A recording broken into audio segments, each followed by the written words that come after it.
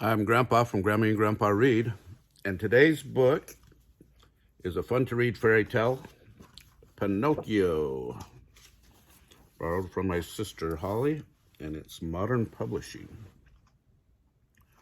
Long, long ago, there was a carpenter named Geppetto who dreamed of having a son of his own, so he made a wooden puppet boy and called it Pinocchio. "I will love you and treat you as my son," Geppetto told Pinocchio. "You will be a good boy." But Pinocchio was full of mischief, and he ran out of Geppetto's cottage and into the village. Geppetto chased Pinocchio. When he caught up with the puppet, he began to scold and shake him. A passing policeman said, "Why are you mistreating a poor little puppet? You leave him alone and come with me." Geppetto was taken to the police station. Pinocchio laughed and ran home to find something to eat. He could find nothing, however, and when Geppetto returned the next morning, he found a very hungry puppet boy. "I am sorry I was bad," cried Pinocchio. "I promise to be good from now on." Geppetto forgave Pinocchio. The kind toy maker spent his last penny on a spelling book so Pinocchio could go to school like all the other boys and girls. Pinocchio was so happy he danced and laughed. "I'll go to school and learn everything I can.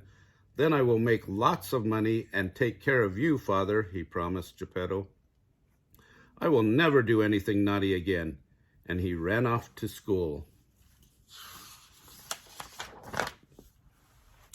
On the way, Pinocchio saw a puppet theater.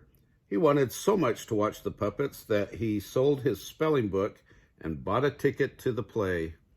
The puppets wanted Pinocchio to join them in the play. Pinocchio did, but soon got everyone tangled up and ruined the performance.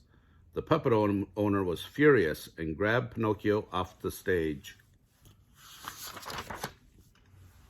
Pinocchio pleaded, "I didn't mean to make mischief. I'm just the foolish son of a poor father." The puppet owner, who was a kind man, let Pinocchio go and gave him 5 gold pieces to take back to Geppetto to buy some food. Pinocchio set off, happily tossing his coins in the air, but he never reached home. A crafty fox and his sidekick, a cat, tricked Pinocchio into following them. They told him they knew how he could double his money. No sooner had they led Pinocchio to a deserted road than the fox and the cat tied him up, hung him from a tree limb, and stole his 5 gold pieces. Pinocchio cried until he fell asleep.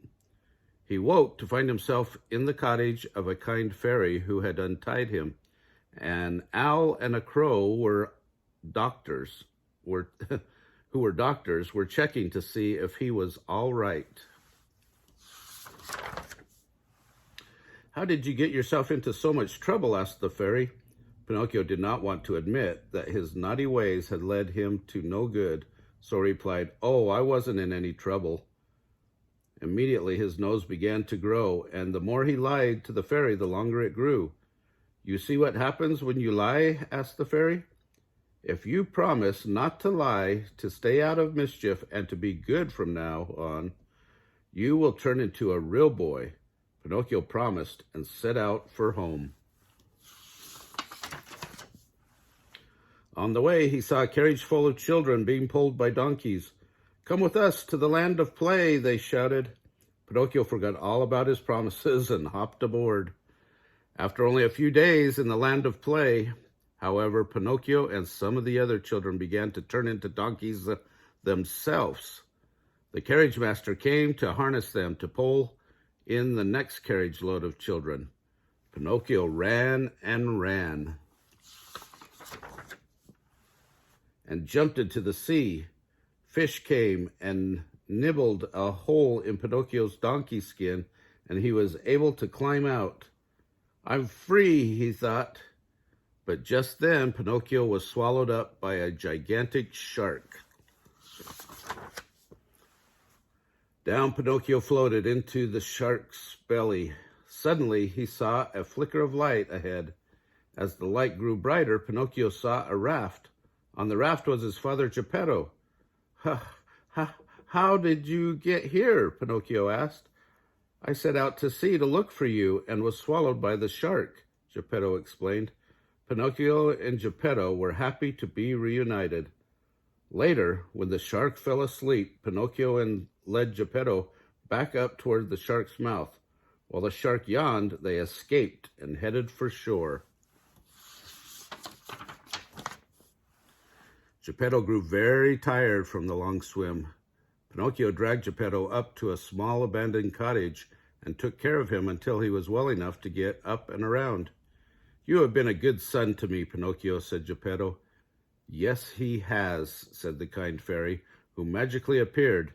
"You were almost led astray forever when you headed for the land of play, instead of going home to Geppetto.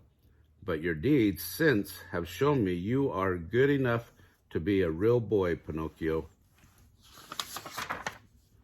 Within the twinkle of an eye, the fairy changed Pinocchio from a wooden puppet into a real live boy. I will be good forever and ever," shouted Pinocchio happily, and he was. Pinocchio is one of my favorite stories. I hope you enjoyed it, and remember to like our videos and subscribe to our channel.